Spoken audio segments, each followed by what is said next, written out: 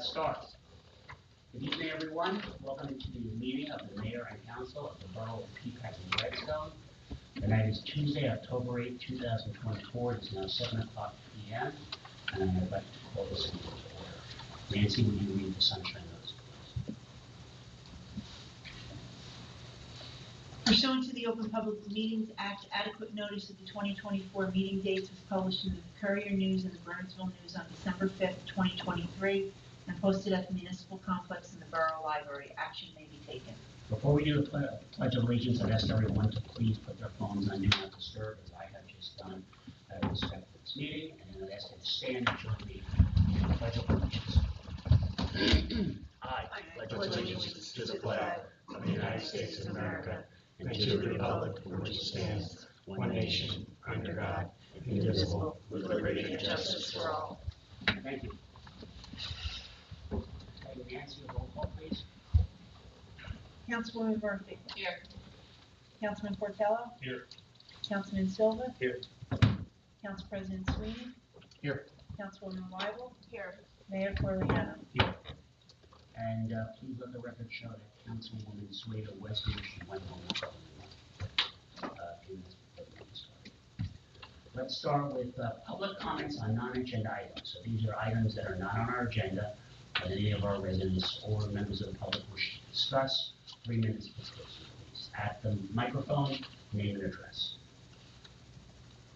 Anyone wish to address the council on a non-agenda item? Seeing none, we can move on to old business.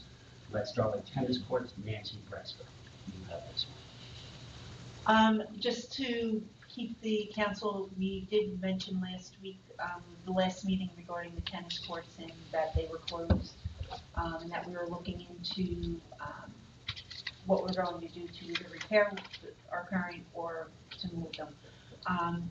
Brad and I met with Bill Ryden today to look in the back here if we're going to move them. And it was determined that we can move them to across to the schoolhouse park over on that area rather than eliminating one of the baseball fields here. So Bill was going to work on getting us a drawing for the next meeting so that I can send it out to everybody to see where he suggests that we put it and what he thinks the cost would be. His preliminary is that it's not going to be much more than what it would be to keep it here and what the suggestion would be. So Keep it here, like keep it on the municipal field versus or keep it on Conline Park. I'm keeping it on Conline Park. So he thinks that the cost of repair at Conline Park is going to be similar to creating a new tennis court here. Around, maybe it's going to be a little bit more, but not an extraordinary. And I know you mentioned, because I was asking about the demolition of the old court and that DPW would do some of that work. Yes. If we could get like a cost estimate, I mean, I know it's DPW, but there's still costs involved for, basically you have to, that's not clean fill, right? You have to pay for waste and all that type of stuff. Because not only do we have to move it, we have to get rid of the old one. Correct. And then obviously the state of New Jersey has that new tree ordinance that we should have, it should have been passed in May. So we'll have to kind of acknowledge what trees would have to be removed at one to that site, and if that's allowable, and then the trees that we would be required to replace those trees with, and where would those go? Okay. Just some things to think about. Yeah. And to add, there's a grade to that area, isn't there? It's going to have to be a slope. Was there drainage and then cutting? Bill said there should be no problem with the grading over there, and no problem for water or anything like that there. Okay. Property and Nancy, this is a high priority for us to get these courts back in service. So let's keep on it. Okay, thank you, Nancy. Jamie, Main Street Crosswalk. Yes, sir. Can I ask a question? You'll have to hold your question till the end of the meeting when we have public comment on agenda items. Please. So this is an update on, I sent you all the images earlier, the update on the crosswalk change at Willow and Main Street. So this is the crosswalk that goes from basically in front of Coca-Lux over to the parking lot. If you refer to the image that I sent you, you can see that the The crosswalk has to be shifted down towards, Cafe Azzurro by a bit, so that people who pull out of the driveway adjacent to the Coca-Cola building have room to turn. Because if it was right there, they'd have to swing wide into traffic. So we had to shift it down a bit. There are limitations with signage, according to the county, because we've sent images or different permutations of this plan back and forth to the county, and this is the final one. So we will probably lose close to a full parking spot because there is still a limit of how close you can park to one of these bump out walkouts, crosswalks. So we'll probably lose maybe a full parking spot, depending on how tight people park, because it's not lined out there. The borough engineer thinks the cost is going to be somewhere in the $15,000 range. I mean, that's very ballpark, but hopefully wouldn't involve, going out for bid. We could just use the like KPA or the RPA for bidding. So, Nancy, do you want to take it from there with that, or Yeah. should Bill or? Bill can, I'll talk to Bill about it, and I'll Okay. also talk to Michael Pitts about it as our QPA and see where he thinks Okay. that we should go. Okay. So just some curbing changes on the far side, on the parking lot side. Everything obviously will be ADA compliant, but the bump out will just be on the Coca-Cola side to allow drivers up and down Main Street to see people who want to cross versus being kind of tucked behind parked cars. Anyone have any questions on that? Is the county on board? Yes. So we've been communicating back and forth. This is the final plan of which the county approved. I think that's should definitely serve its purpose. I think so, and I think it's going to be a visual deterrent for speeding I think too. it will have a calming effect on traffic. I think so. I do too. So, All right, good news, we're moving forward with that. Thank you. sure. John, please step. Yep, okay. All right, so everyone should have received the PowerPoint presentation that the officers had done a couple months ago, as well as I asked Officer Sergeant Scanlon to prepare an executive summary just so we could kind of streamline going through it. The conclusion of the most recent study by the police department is that we need at least one more man, and that was utilizing the same methodology that we utilized to add a man last year and a half when we did. To me, the numbers speak for themselves. We've got officers out there 50, 60% of the time. 2023 was over 60% of the time. They're out there by themselves. And we know the crime element in this area is starting to change, which is why all the towns in Somerset Hills did a crime prevention ordinance in recent history. I think it behooves us to move forward with this now, because we also have changes coming to the borough in terms of affordable housing and other construction projects, which are going to necessitate additional police. And I think we're far better off approaching this incrementally than leaving ourselves with a deficit in a couple of years to come. I did have one question that I posed to Officer Scanlon, and Chief, I believe you have the information. What are we looking at if we bring on this extra man? How's that going to impact the number of hours or the percentage of time that officers are out by themselves?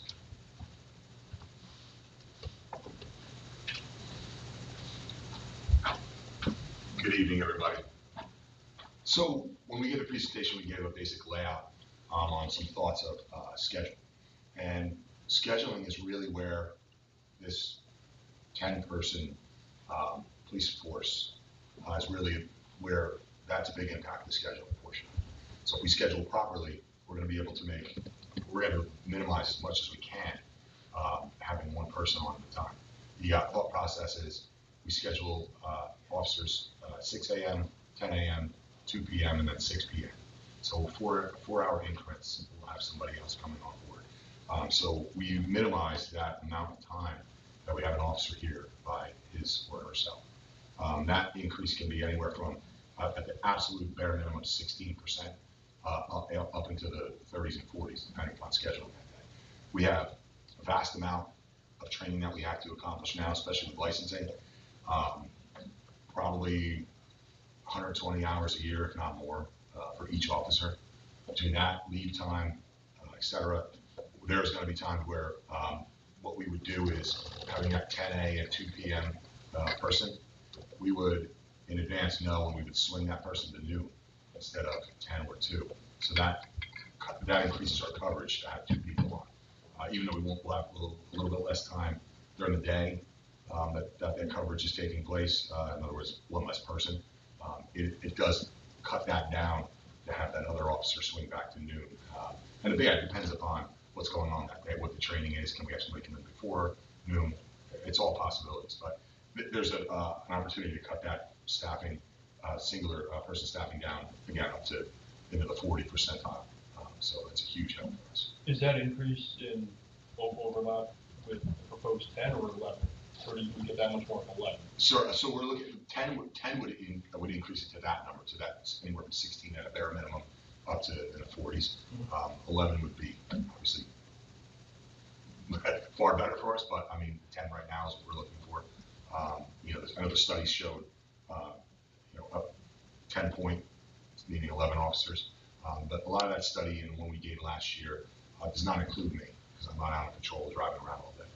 It does include the sergeant, as he's been covering a lot of the shifts, so those numbers do reflect his participation in what goes on out on the road. But those are 10 person numbers.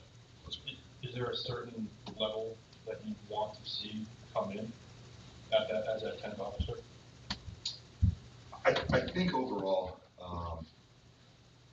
if we can bring a 10th person on board, and it decreases the amount of time that we are spending by ourselves, obviously that's a huge bonus to our people, as Councilman Sweeney stated. Right now, the increase in the types of crimes we are handling, as well as the amount of things that we are seeing happen here. I started here in 1999. The domestic was an argument between 2 people. Now it's somebody getting into a full-on fight, things being broken, etc. And that's just unfortunately where we are. So the fact that we can have 2 people respond to those calls just benefits us like far more than we can put into numbers. My job here is officer safety. We can throw as many numbers out at everybody, and we can go at math and all day. But what this comes down to for me is I want my people to go home and come back to work the next day, and morale be high, etc. And when we are limited to what we can staff and what we have out on the road for our people to be backed up by one another, because I can't rely on Bedminster, Far Hills, Chester, Mendham all the time. We just can't. So to have that other person here is it's a huge plus for us. So to get to that 10 would be great for us right now. And we have, in the next few years, this increase coming with the amount of people we will have in town. Hotel up at Natterar, when I spoke to Mr. Wodowitz, we're looking at 400 or 500 people on any given night extra in town with one officer. So it's not the greatest numbers that we're looking for here. Any other questions for the chief on that? We have any discussion in terms of the recommendation for hiring additional men?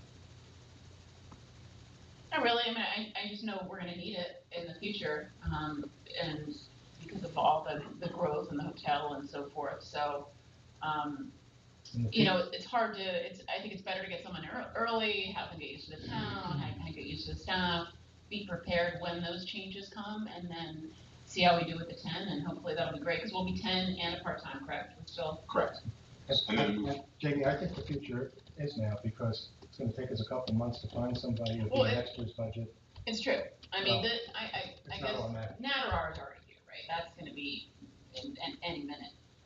But then we know of other growth that's going to likely happen down the line as well. So, and anytime you say officer morale, that's important to me. Like, I don't want our officers to, not enjoy the job, become bitter towards the schedule, and want to leave and look for something else. Sure. I want them to have a, And if we have an incident, I also really don't want the officer having to wait for backup to show Right. up from another town. And obviously safety and be on their own.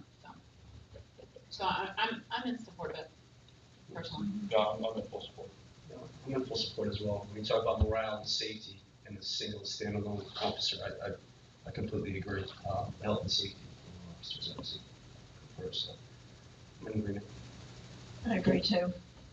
I'm in agreement on this, however, I do think it should be concurrent with the new budget year, because we don't have it right now. I So agree. I think we should look to move ahead to look for somebody.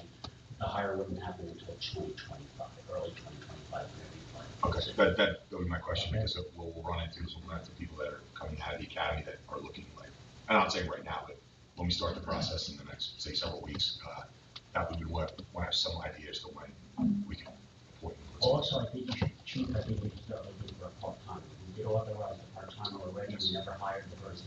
Yes. Officer Bobowitz really doesn't give us much time anymore, he's preoccupied with other things.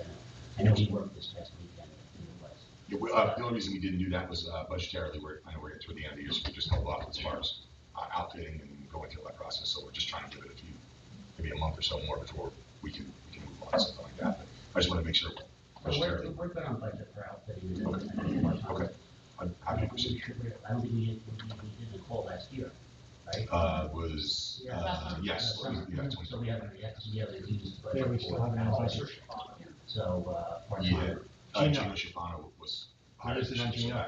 Oh, that's right. That did take some, but class twos don't get the same amount of uniforms and stuff as the full-time officers. So, But, still run on that if you want as well. we'll do. All right? Thank you all very much. Appreciate it. Thanks, Chief. Thank you, Chief. Thanks, Chief. Okay, very good, everyone. Let's move on. New business, Eric, proposal to allow fishing at the Marine Park. Yeah. So this, you all saw in the packet that Sergeant Stanley had proposed to John and I earlier in the year, like, hey, why don't we look at revisiting fishing in the park? Numerous benefits for just community outing, exercise, wellness, community outreach. I don't really see an issue with it.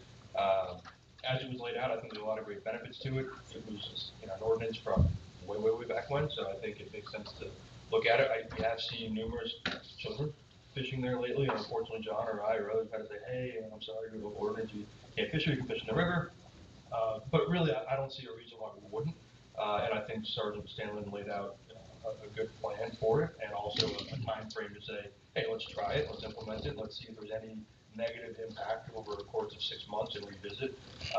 So I want to get a consensus from the council tonight if you guys are in alignment, or if you have any thoughts against it. Put it to you guys to. You know what, I think it's high time. The reason that we have the no fishing ordinance is no longer exists because the swans would keep swallowing the bait, and the then clerk at the time would have to take the swans to the vet to get the fish hooks removed. That's why it exists. It's not an anti-fishing thing. And apparently there are bass in that pond because people pull them out. Yeah. Yeah, so my only question about fishing is, obviously there's no, it's not fed by anything, right? So it's stocked. Do we stock it? We haven't before. We haven't, no. Right, and so I guess we just have to decide, should it all be catch and release? I mean, I know in your proposal, or in Sergeant Scanlon's proposal, it was, the limit of like, you can keep one and the rest would go back. But I guess I just want to make sure that there wouldn't be overfishing, it wouldn't hurt the fish population in some way.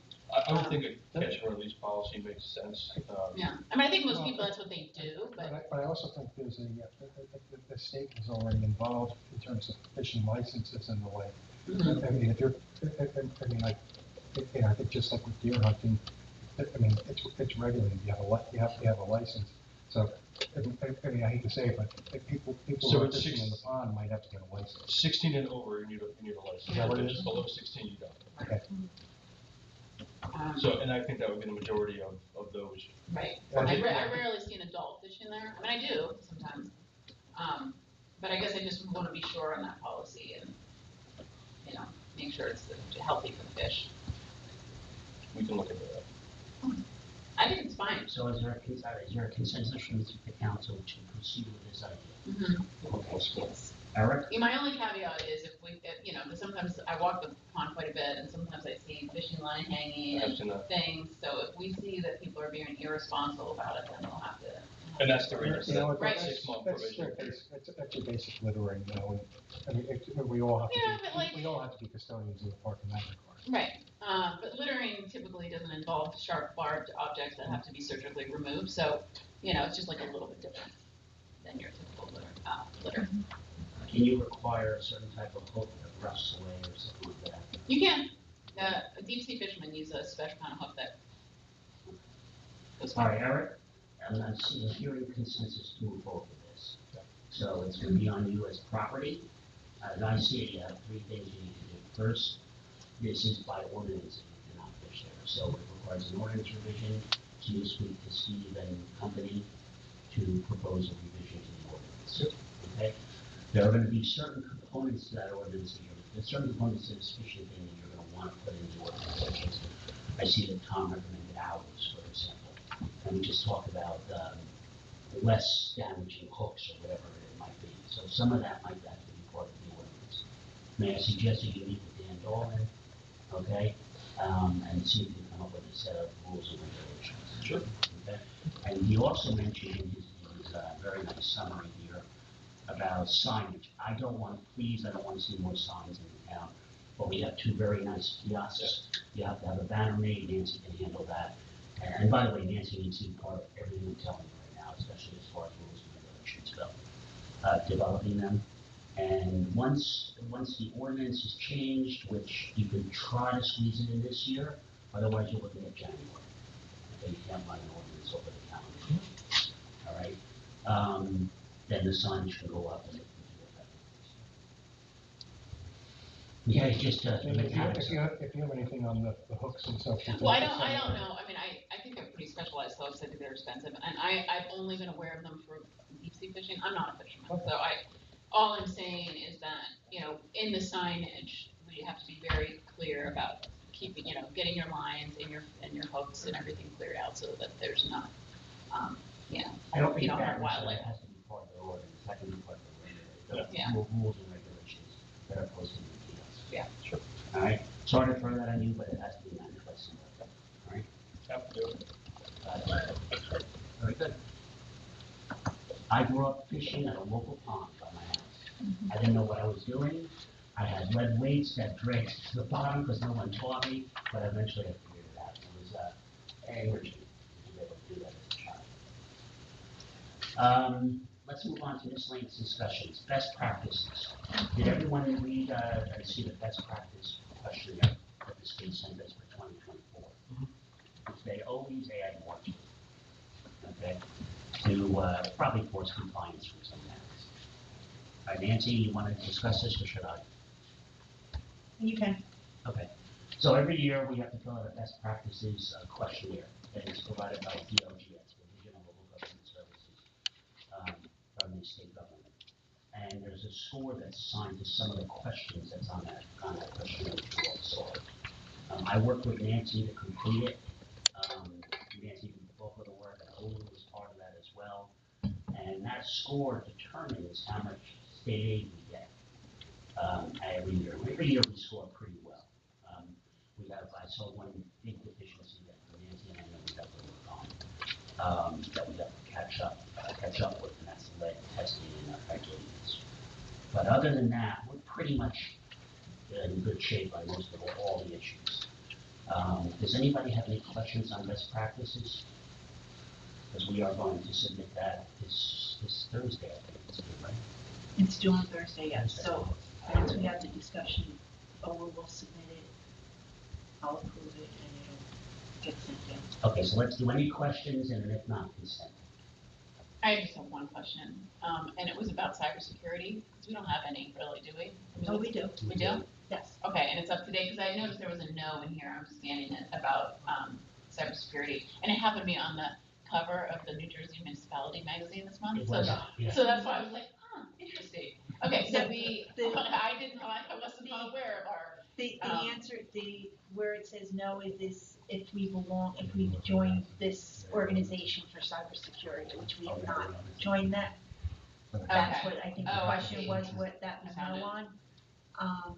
But cybersecurity, yes, we are. Oh, so we feel like we're up to date. We are, our insurance company would not cover us if we were not Okay, perfect. have everything that we needed. Thank you so much. I appreciate that. And we are going to be, as you remember, we budgeted to, us for an IT upgrade this year. Mhm. And we're going to be moving our systems to an even secure, program, where we no longer have a physical server in the building. Okay. Any further questions about, best practices? And I have consent to Nancy to proceed with the final. Yes. Consent.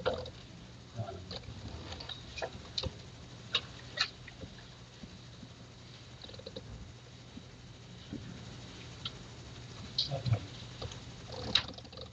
Let's move on.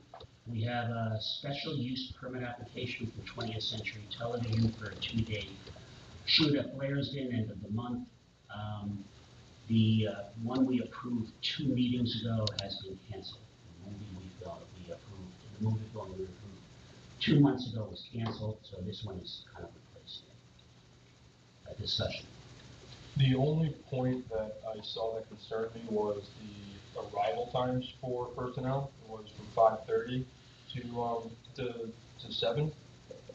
I know we said 6. I think, I'd like to see the hey, no one can go up there before 6 a.m. But that's the only thing that I noticed from what the previous one was on the application. And I had actually a couple of questions. On the heels of your comment, Eric, I think, or Mike, but there's, 5:30 to 9, part of that's going to, at this time of the year, it's going to be dark. Is there going to be any exterior lighting, any generators powering exterior lighting, or is it all going to be going inside? Yeah, there could be that. I can speak Well, to why that. don't, why don't you?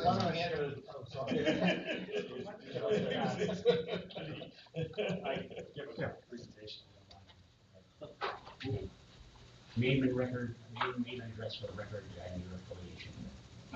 Anthony Malillo Equities, affiliation, the owner of Blairsden, and we'll be providing this application on behalf of the applicant. And again, I'm going to kind of run through this application and get any other questions.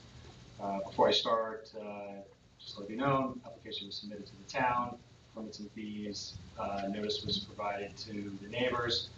Notice was also provided to a handful of neighbors that usually show interest.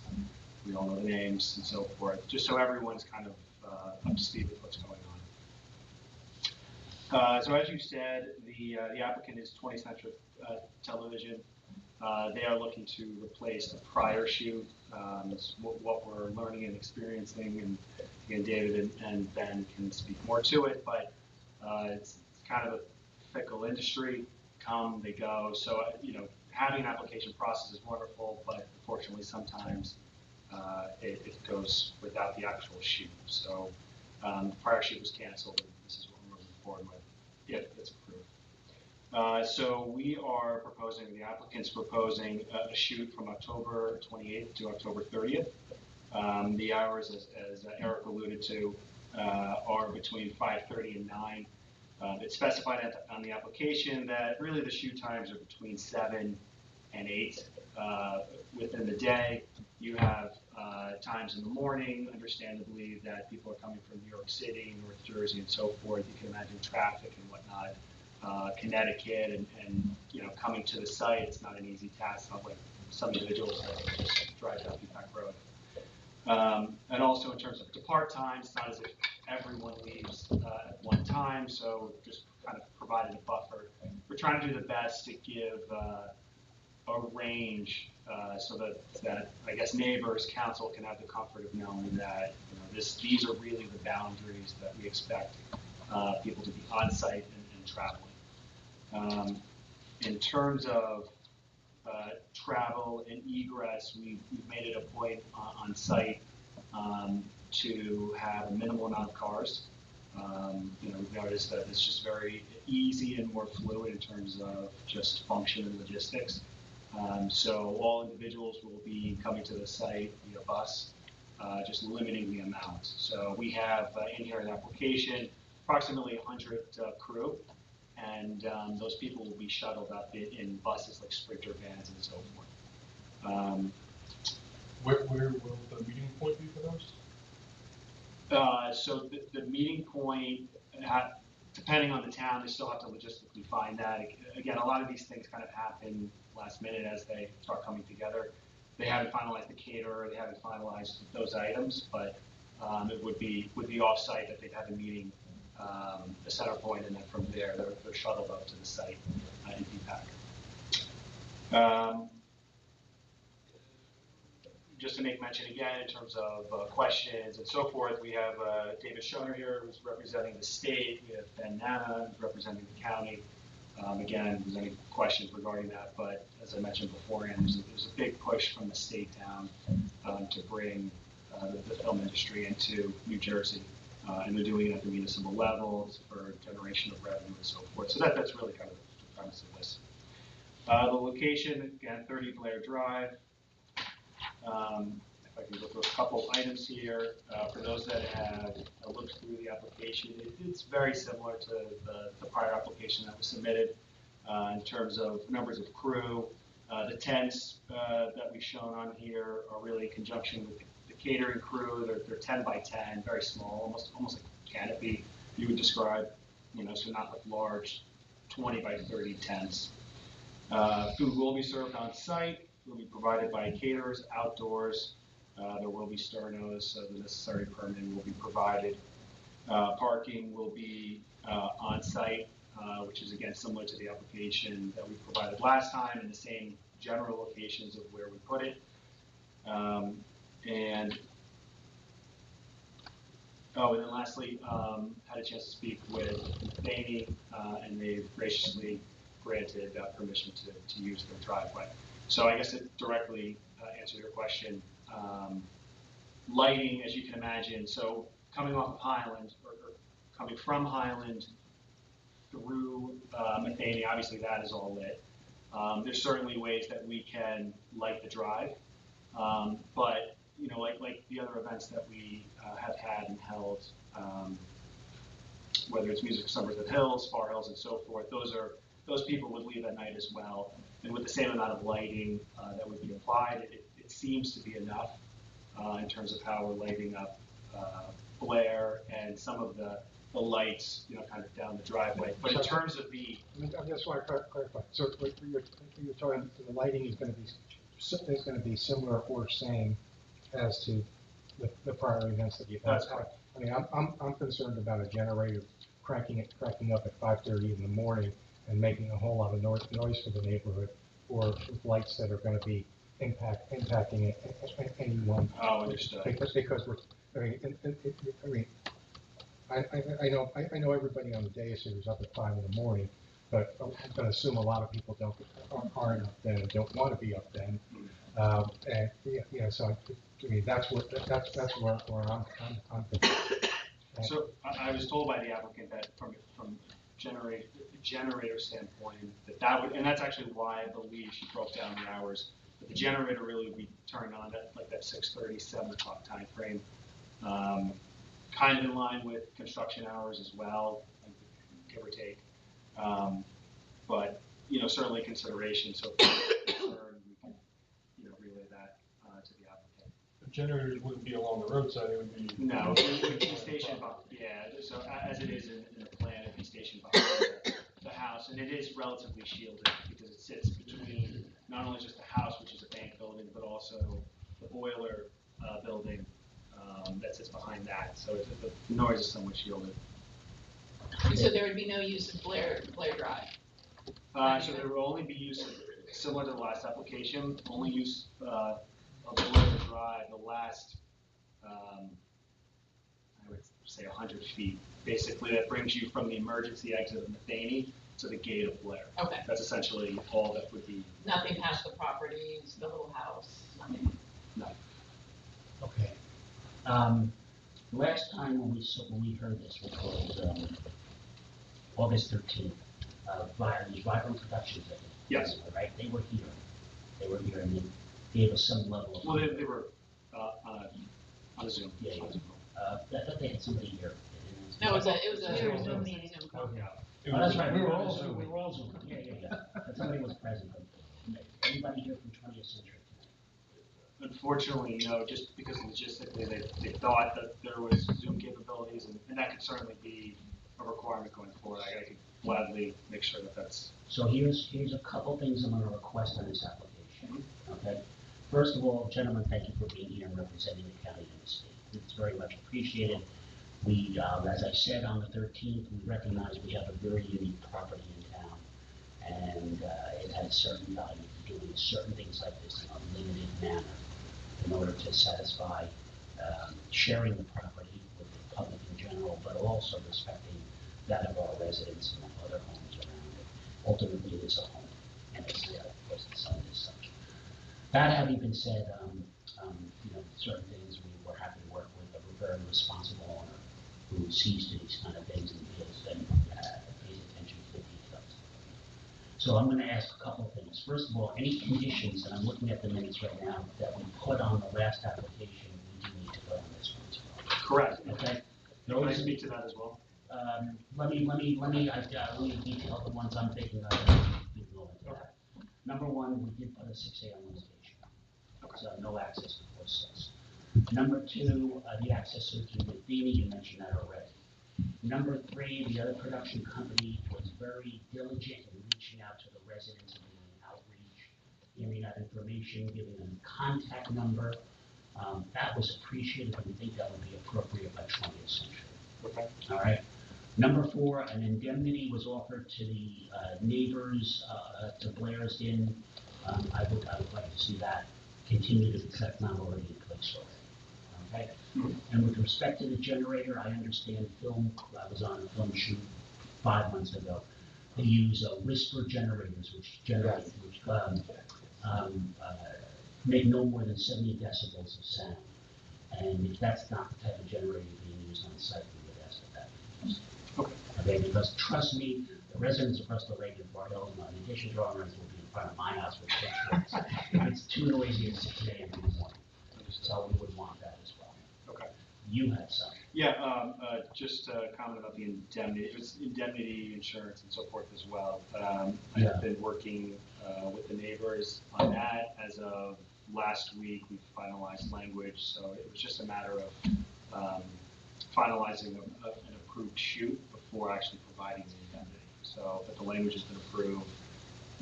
We've come to, I guess, legalese terms, and that's prepared already.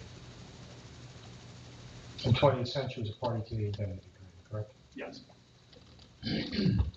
Alex, do we have to write these into our resolution, these conditions?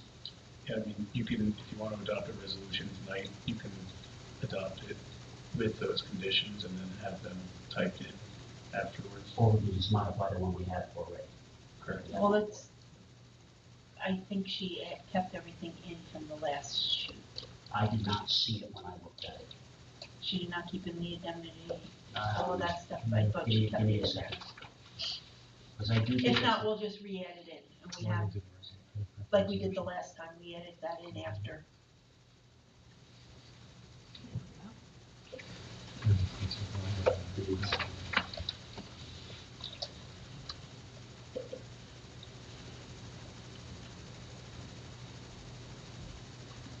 No, they're not. Okay. So we need to add them. We can do an amendment to the resolution, we'll add it in before it's ready for you to sign. Okay, very good. The only thing that's in is the 6 a.m. You know what, since Mark said that, go out of more order, I mean, I'm assuming we're gonna take some comments on this because we're acting as a land use board almost in this regard. We are. But assuming we're gonna introduce the resolution, my recommendation is we do it on the heels of this, while all 4 points that we made are, they're clearly on our minds. So what we'll do is we'll open it up to public comment now on this particular application, and then we'll do the resolution on its own, because we have to pull it out that way. Okay, very good. Anything else? Do you have any other conditions that I had, excluding the 6 a.m., which is in, I have 4. The main one was the indemnity Yeah. and the start time. But I had 4. The start time, outreach to neighbors, indemnity, and the whispering generator. whispering generator was new from the last. Okay, I'm on board with you. Okay, we'll modify that. All right, thank you very much. Thank you. Gentlemen, thank you for being here. We appreciate your support of the town. Let's open this up to public comment. I'd like to open the meeting to public comment on this application for filming at Blair's. I don't think we need to do a roll call. Can we just do an aye or all in favor? You don't need a roll call. Don't do a roll call. Okay, public comment. When any member of any of our residents or public wish to speak on this application for a 2-day film shoot at Blair's.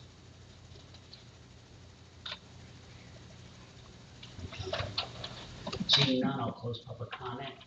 Now let's go to the resolution. So we're going to pull resolution. Still have the, under miscellaneous, we still have the application. They're different. They're different.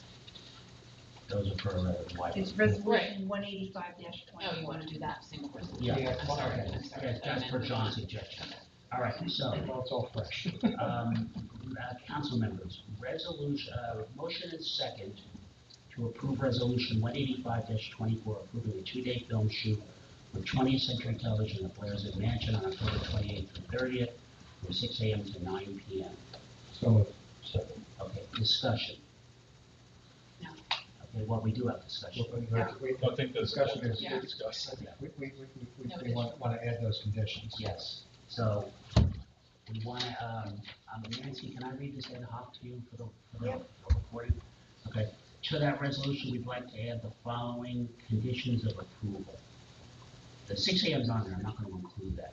Number one, sole access to the site is through the Matheny property. Number one. Number two, 20th Century Productions shall be responsible for outreach to the community, to the local residents, and providing contact information should there be an issue.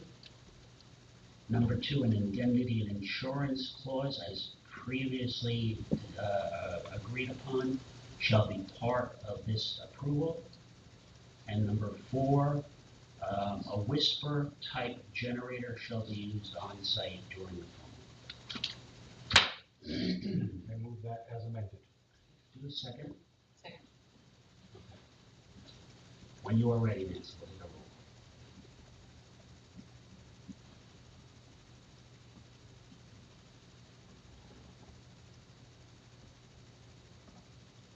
Councilwoman Murphy. Yes. Councilman Cortello. Aye. Councilman Silva. Yes. Council President Sweeney. Aye. Councilwoman Weigel. Aye. Okay, that passes. Congratulations and good luck with it. So, let's move on. We have 3 applications, and I don't know why these are 3 applications instead of 1, but they are. Okay, that's on the whole bit, I guess. So let's Can do you the consent on applications given the situation or not? What was that? Can you consent on applications given the situation? No, no. They're all for the call. No, let's take them all as one. Let's take them all as one. I think she does them separately in case you decide that you don't want to do one, like you don't want them using the gym on a Friday afternoon. Oh, I would do them separately. Yeah, Gym maybe one, you make them. Right.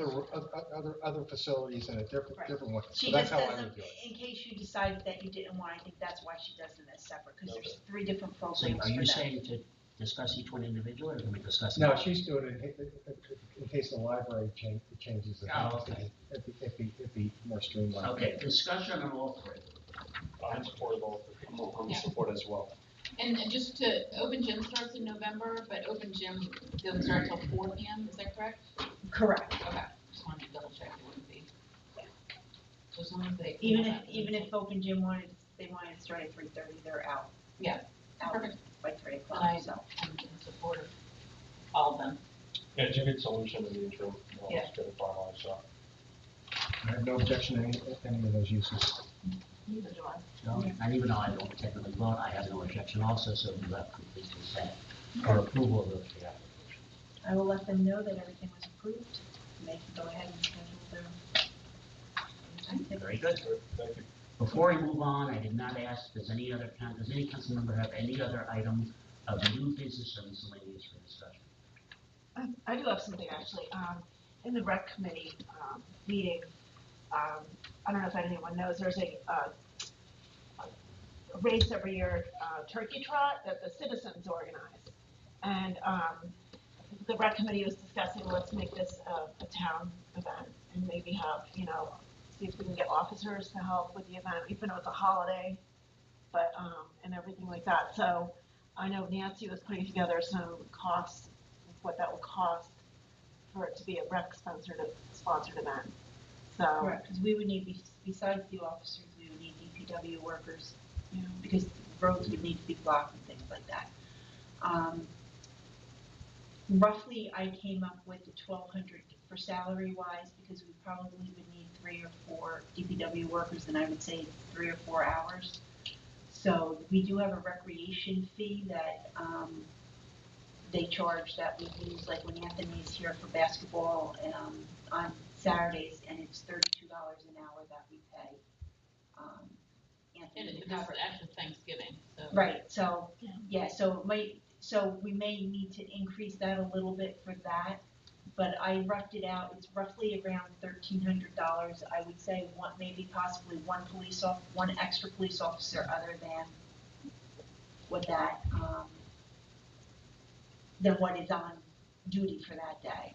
And then 3 or 4 of the DPW guys, and I would say at least 4 hours that they would need to be here to help set up, to do the roads and everything, and just salary-wise, I was coming up with around $1,300. Would they be looking to close any roads? They would, yes, they're looking to close the roads. They would have to talk, because part of the roads is in Chester.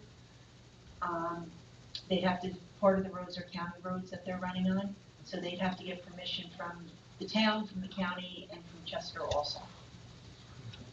I'm a little wary of the one additional officer for the run, because whoever's on duty is going to have to be, quote, on duty in case there's an accident at 206. So Chief, then, he could wait. Yes, just to clarify, for an event like that, there's multiple closures at different spots. We would need probably, besides the officer that's working that day, and it's a holiday, so we'll probably only have one officer on duty. We can't detail that officer for the event, so we're probably looking at 3 officers for the event. And if it's a town-sponsored event, they're here on their overtime rate, not on the outside duty rate. Yeah. So, I mean, we could probably, make that work, but it would just be. so my rough just 1,300 is probably closer to 2,000. The reason being is when Greg Skinner was chief, he probably has a template for this, in the files. Because that was his thing. Let me give my thoughts on this one. I'm gonna go against what everyone's saying. I don't think there should be a town event, and I don't think it should be part of recreation. Okay? First of all, first and foremost, I don't really want to see our DPW and our police officers brought in on Thanksgiving to manage traffic for a group of runners. This is one of the organizers of Turkey Trot is a neighbor of mine who's behind me. They've run it very successfully on their own as a come as you are, let's run, very successfully without any help. Okay? Why are we adding complexity to this unnecessarily?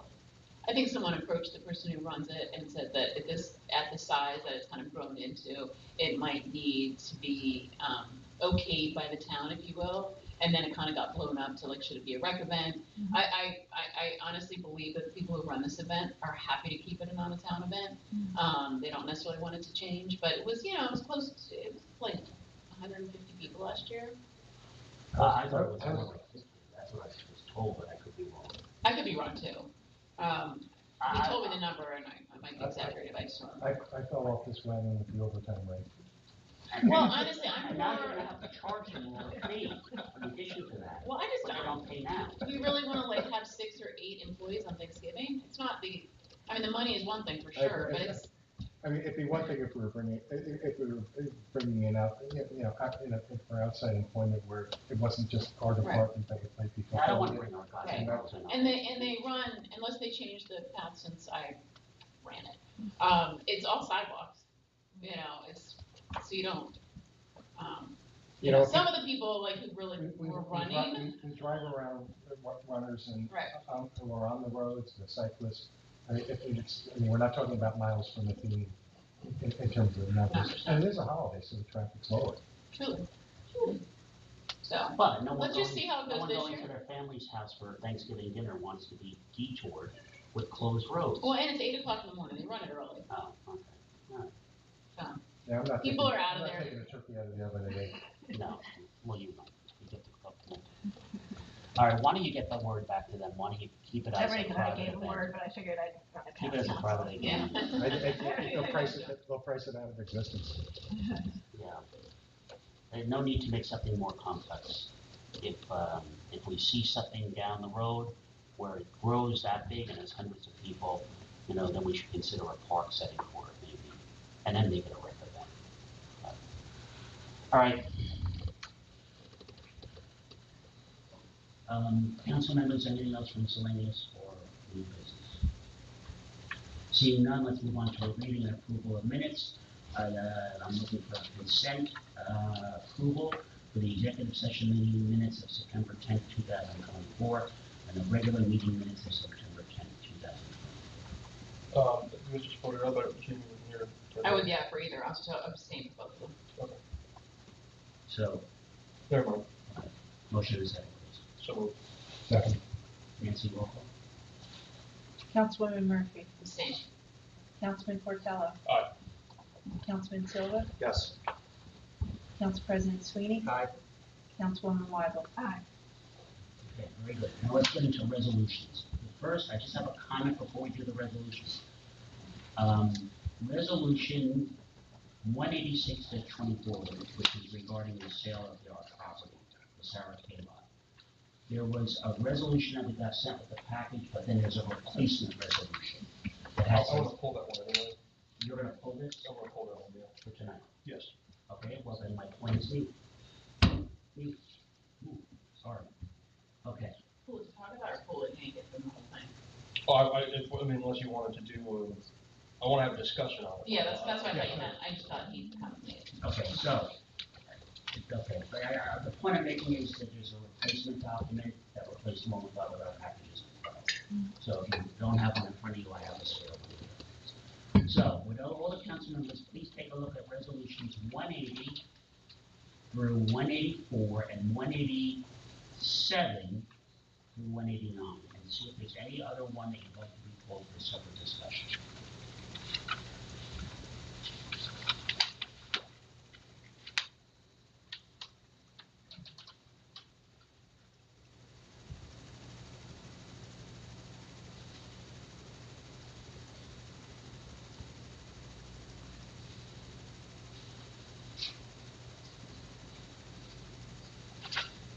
I'm okay. Okay. Yeah, I'm fine. You good? Eric? Yeah, yeah. Okay. May I have a motion and a second for a consent vote on resolutions 180 through 184 and 187 through 189? So moved. Second. Okay, Nancy, roll call, please. Councilwoman Murphy, Yes. Councilman Portello, Aye. Councilman Silva, Yes. Council President Sweeney, Aye. Councilwoman Weigel. Aye. Okay, very good. Chief, would you extend our congratulations to Nicole on becoming a full-time officer? Absolutely. Let's do 186-24, resolution authorizing the sale of the real property at 5 Willow, Block 8, Lot 16.02, which is no longer needed for public use by the Borough of Peapack and Gladstone. A motion and a second in discussion, please. So moved. Okay, discussion. Let me just start what was provided in the packet versus the ancillary one that we provided yesterday, which is in front of us. The main difference there was a minimum bid that I wanted to discuss. I called Steve yesterday to ask him where to get that number, because it's not a number that I had discussed, and maybe he had his handwritten notes wrong. So the number, so everyone's clear, that he had put in here was $350,000 as a minimum. I recall us discussing $250,000 as a minimum. Either way, the borough does not have to accept any of the bids that come in, whether they meet the minimum or not. I don't want to discourage potential bidders with a number of 350 from the assessments that we've gotten from several, we think, 3 to 350 could be a sale price for the property, but I don't want to set a minimum at that level. I wanted to set it at 250, but I wanted to obviously have it a discussion with the council tonight.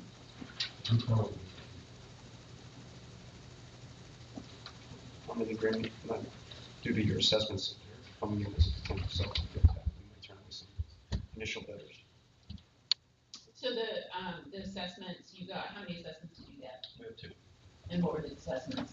310 to 350.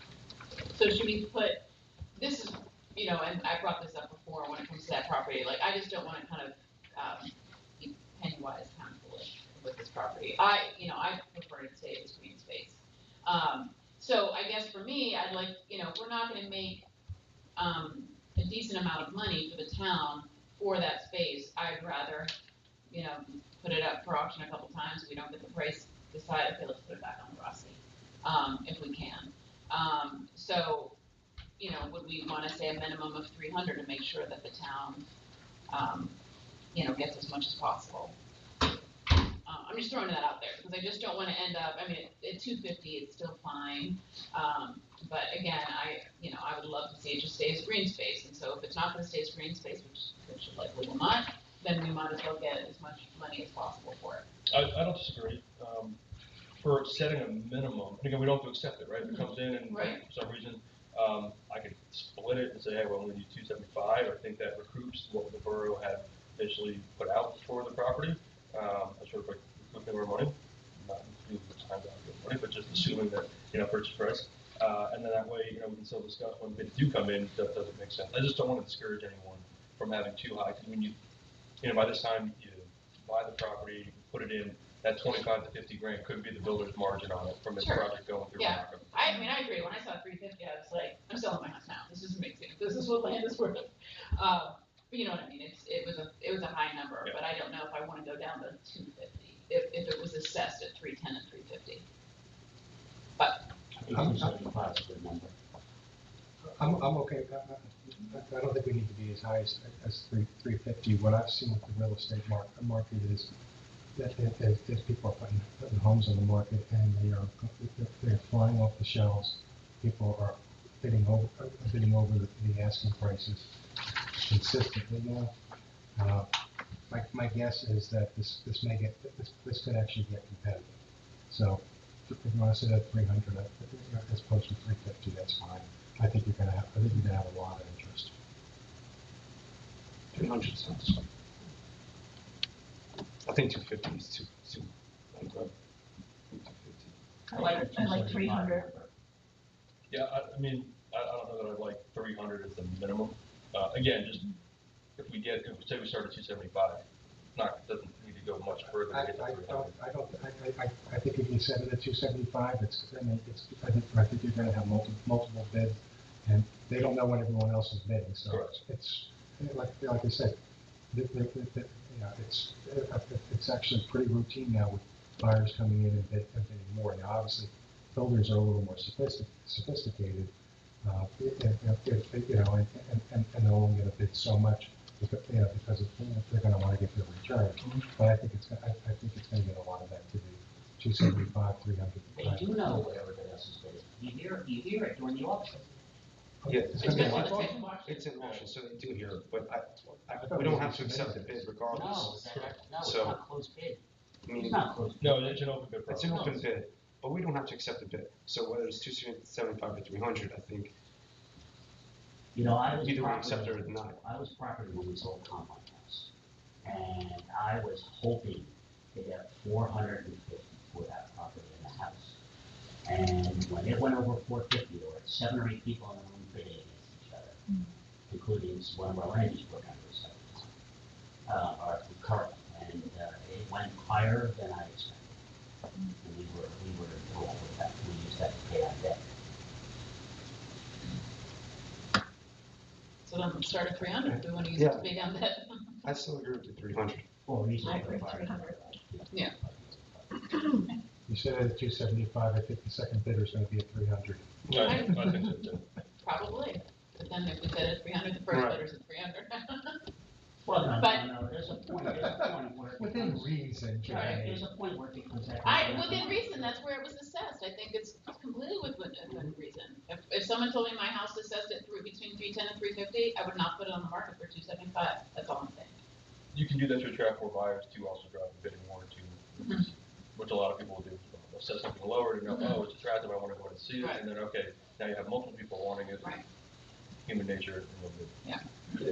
I think it's just a pretty, and probably my bias, because, I live fairly close to there. But I think it's prime real estate, right? It's walk to town. It's got a lot going for it. So I just think we have the opportunity to make money, but I will. And we're also not looking at a whole body type of approach. We're not looking at home purchasers. We're looking at a select few amount of individuals, contractors that are going to be bidding on this. We're not looking at a wide body, wide lens approach in terms of residents that are going to buy this and invest in it. So.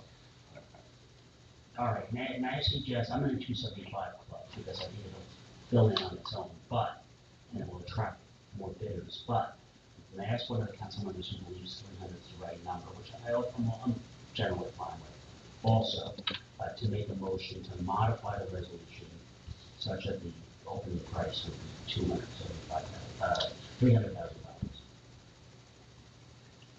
I make a move to change the resolution to start bidding at $300,000 instead of the $350,000. I'll second. Okay. So resolution as modified is what it is. All right. Discussion on that. Any other questions or comments to it? I mean, we've got there 7 times, right? You know so. I'm sure it has. Nancy, roll call, please. Councilwoman Murphy? Yes. Councilman Cortella? Aye. Councilman Silva? Yes. Council President Sweeney? Aye. Councilwoman Wyble? Aye. Okay, that passes. As modified. Resolution 190-24, approval of bills. Council members, does any item that you saw on the bill pay list need to be pulled for discussion?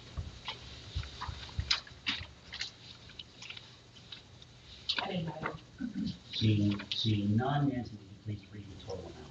$285,620.97. Very good. I have a motion and a second to approve the resolution for payment. So moved. Second. Roll call, please. Councilwoman Murphy? Yes. Councilman Cortella? Aye. Councilman Silva? Yes. Council President Sweeney? Aye. Councilwoman Wyble? Aye.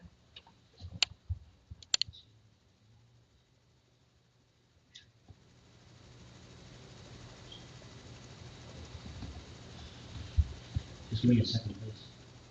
Aye. Yeah. Yeah. Okay, I'm sorry.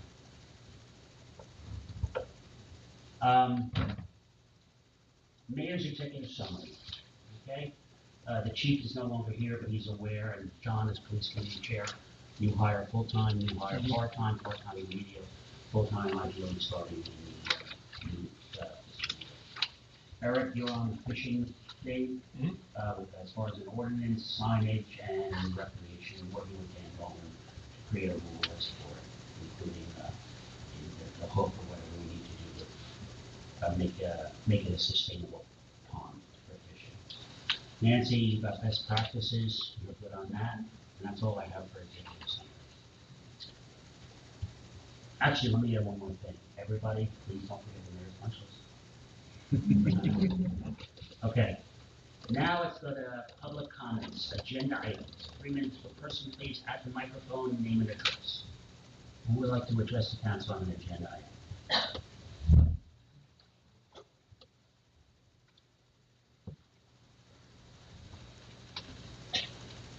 Good evening, everybody. My name is Manfred Oster. I'm a local resident, 90 of Peapack and Gladstone, and I'm part of the small group of people here that use the tennis courts regularly. And I really didn't follow the previous discussions on this. So my first question is, what is the advantage of moving the tennis courts? I really didn't get this. What is the reason for moving the tennis courts in the first place? The second question, what I didn't get is where exactly, and this is probably my fault, but where exactly do you want to move the tennis courts to? And then what is the timeline? And in addition, the question, why are the tennis courts right now blocked? So, Eric, you wanna take it on? Yeah.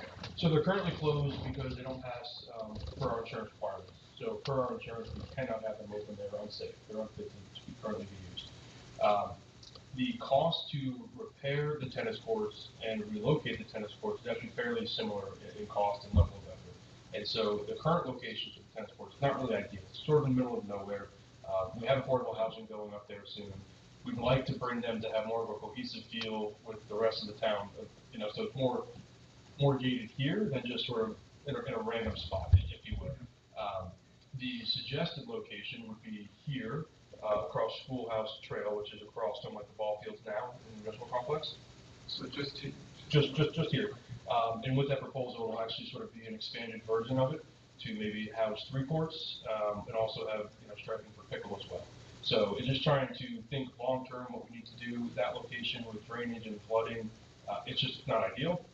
With the new low-income housing to be put there as well, we want to make sure that, they're used properly and have good line of sight here. They're, protected with the police headquarters being here as well.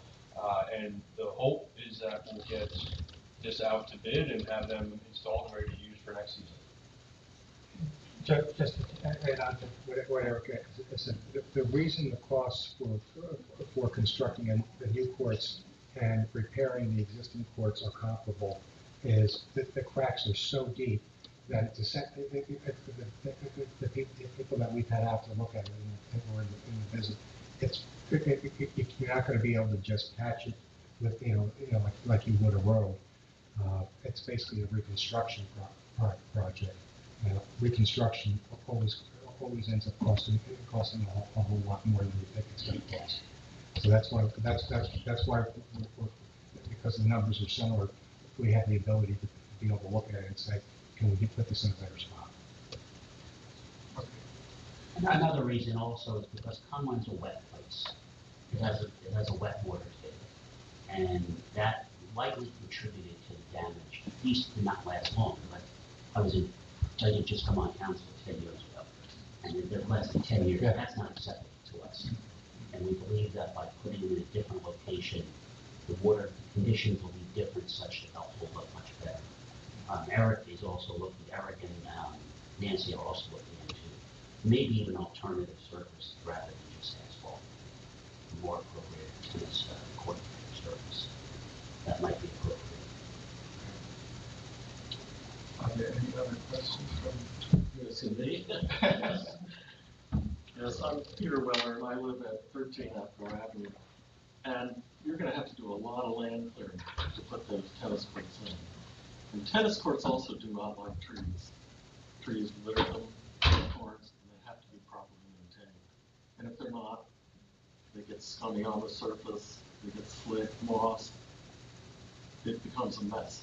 Not next week, not in 5 years, but 10 years down the road, you're back to where you were. The court's perfect. So we would prefer to see them kept on the park. There are picnic benches and gazebo up there. Tennis is usually played in a big open area, whether it's the U.S. Open or whatever.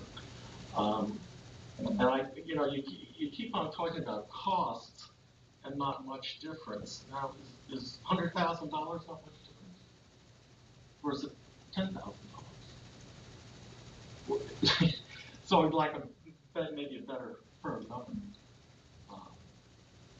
Yeah, we haven't seen finalized numbers to compare them, so we're in the same boat as you are. We haven't, and we'll make an informed decision. I completely understand where you're coming from, Ms. Roller, because I do have concerns. I just heard about this spot over here, and I love the idea of having them near the municipal building, and the rec kids can use them, but I do have fear of putting them at the base of the schoolhouse trail because it's a forest and it would be surrounded by trees, and you'd have to do quite a bit of tree removal, and I do worry about the trees littering the courts and so forth. And those are all costly items. I'm sorry? Those are all costly items to do. Whereas you don't have any trees there. I don't know. Yeah, so it's gonna be, I mean, I see it as, you know, we'll have to weigh the pros and cons once we have all the data. And it So- doesn't mean it's a, I still think, potentially we'll look at the ball field and the basketball court. We have space there as well, right? And so it's just seeing what makes most sense. We're not at that point yet, right? We have to go through a bid process and see what proposals come back at. And Before we even get to the bid process, I actually want to see drawings. Oh, yeah, well, that's what Bill's working on now. That's a good point, Sean. You know, let's see the slope and let's get a better feel on this rather than I saying. understand where you're coming from. To be candid, when those courts went in, I didn't want them to go there because I didn't want them to be that isolated. But the concerns I had about those courts being isolated really never came to fruition. We've never had any police problems over there. I am somewhat sensitive to the fact that the rest of what's happening to your backyard with the affordable housing going in. So one of the things that would weigh in favor of relocating would be if we felt it would have an impact on traffic on Apgar Avenue. And just a comment to Eric. Affordable housing is going behind us. This would be an opportunity for them to use it. Don't assume they're just going to wreck it. It's not that assumption at all. Please don't put words in my mouth. The assumption there is if children, and myself as a child growing up in Baskin Ridge, you use tennis courts, ride my bike, ride my skateboard, ride my rollerblades, not the intended purpose of those courts, and it did cause damage. That's my concern. It goes on right now. Every court has those signs, and we see them from our kitchen window. And there's soccer kids playing out there. There's roller skating, dogs training, you name it. And those signs are simply even if we hire an additional officer, we still can't release that. And more of a reason actually to move down here. Traditionally, if you look at any rec program or even park, I was just in Glen Ridge the other day for my son's soccer team, and I looked over. All the tennis courts, all the baseball fields are located in one area per se, where it's basically a stopping ground for whether it's 5-year-olds to the 7-year-olds. But what we're looking to, I think, is to relocate everything to one spot where also safety is concerned. If somebody is walking their dog on and training or playing soccer, there's more eyes up here in terms of enforcing that law and order, essentially. But again, this is just an infant stages in terms of conversation. Well, okay, that's infancy in terms of conversation. So are we looking 5 years from now? No. Infancy. No. Or are we looking in 3 months? I think, yes, you heard my comment that we need to express this, and we want them in, we want them in early next year. All right, well, so we're past the infancy then. No, this is gonna happen, once we can make a determination it's gonna happen, it's gonna go out to bid. So what, do we have an idea, Michael? When the new courts will be in, whether they're at Combine or somewhere else. Well, let's look at this way, without putting a timeline in it.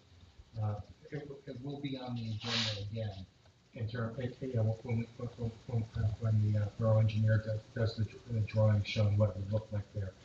Because I'd asked to see drawings what they look like on the ball fields over here. Because I wanted to see whether that would have an impact on other recreation activities, since we do use the ball fields for playing ball. And the old courts will be completely taken down, and it will all be regraded and seeded. DPW will take that out and put grass back in that location. Yeah, there's a hitting wall there. Thank you.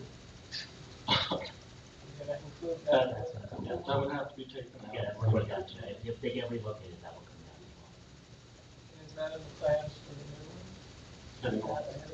We don't even have plans. At the last, where we were at the last time we had the discussion, it was a discussion about moving from Comline and placing them on the ball fields. The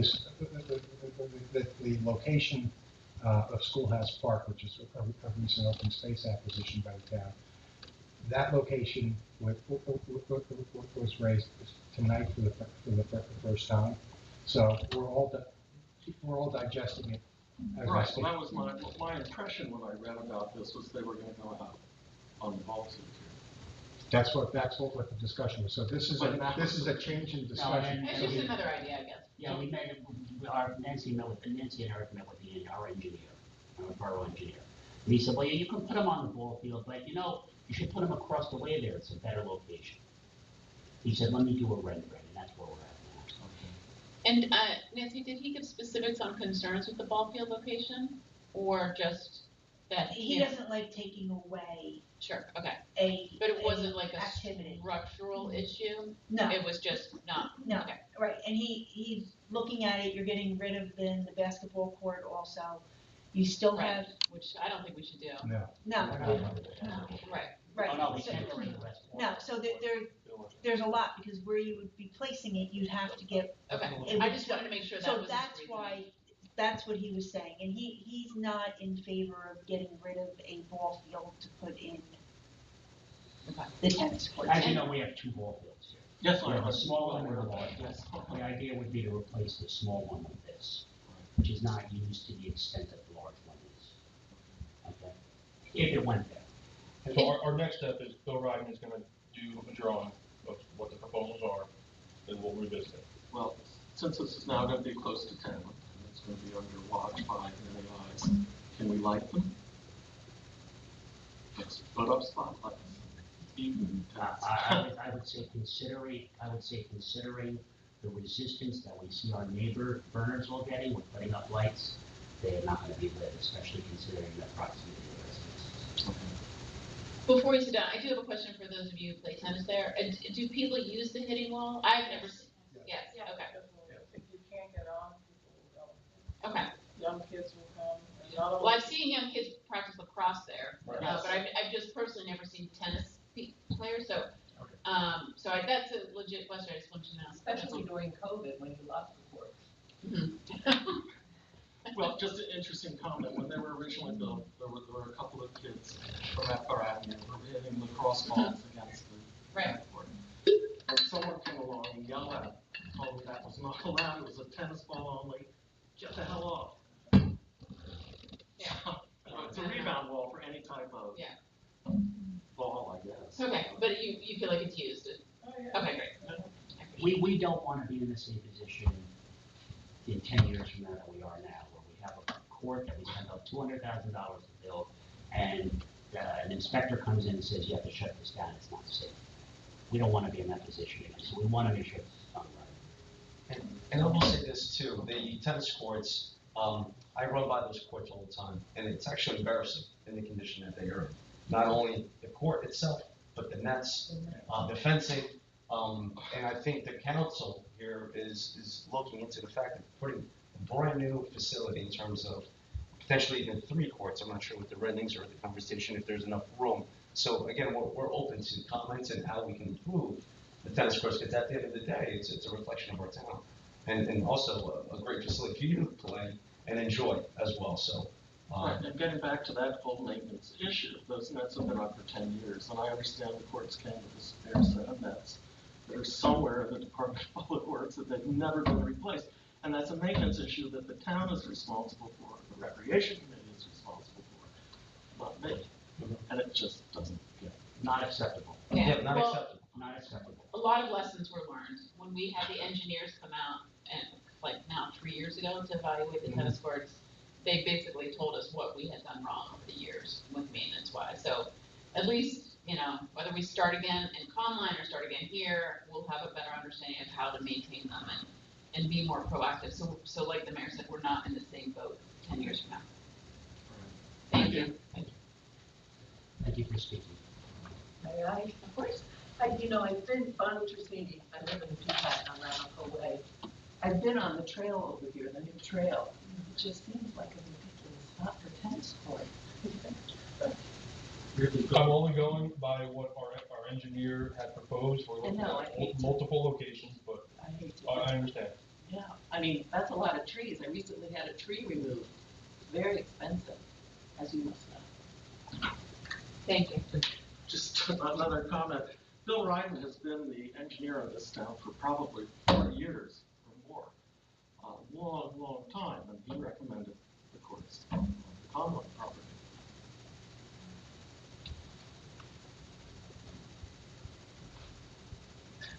Silence. I don't envy your job. So he's recommending this potential. I voted on those courts, and I wouldn't say go right, and recommended that as a location. It's Who an, did? it's an empty field that the council had.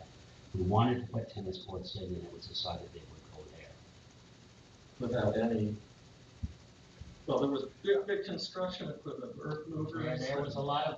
I didn't vote, I wasn't on the council when they went in, I was on before they went in, and there was a big push coming from representatives from our open space committee to put it in that location, to make Combine Park Okay. a park. Not having been said, it's water under the bridge, it's done, and they're there. Okay, anyone else for public comment, please? Seeing none, council members, any last issues we should bring up or discuss? We had a report from Julie, did we not? Oh, sorry, yeah. So I just remembered it. So, Councilman Slater was out, so we're gonna go back to new business. Actually, you know what? Yeah. Hold on to the next meeting, we're going to have some reports. Yeah, hold on. The process I just of wanted looking at a couple things. Okay, And then Julie can. any other issues? If not, thank you, everyone. Just quick, I spoke to Ms. Chase, Karen Chase from the last meeting that we had regarding speeding on Main Street. She's going to be very happy that we're pushing forward, potentially the 10th officer. And I'll be working with, John, do I need to speak to the chief just predominantly, or can I speak to anyone on their staff in terms of the speeding issues? How does that work? Because I know that email went out, and I'm not sure who that was directed at, but. I think as roads chair, you should interact with the chief on any traffic issues. Got it. Well, and I haven't reached out yet. I just wanted to clarify That's before. You're not encroaching on the police committee when you do that. It's not Caruso, though. No, reach Steve and Tom, Yeah. just, hey, here's what's going on. They're happy to put someone in someone's driveway if they want, or they've been very helpful with that. Okay, great. So, Okay, see nothing else, I'd like to, ask for a motion to second to adjourn the meeting. So moved. Second. All in favor? Aye. Okay, thank you everyone for being with us, thank you for being with us. We made you work tonight. Yeah. At least 3 words. We're paying you by the word, right? Yes.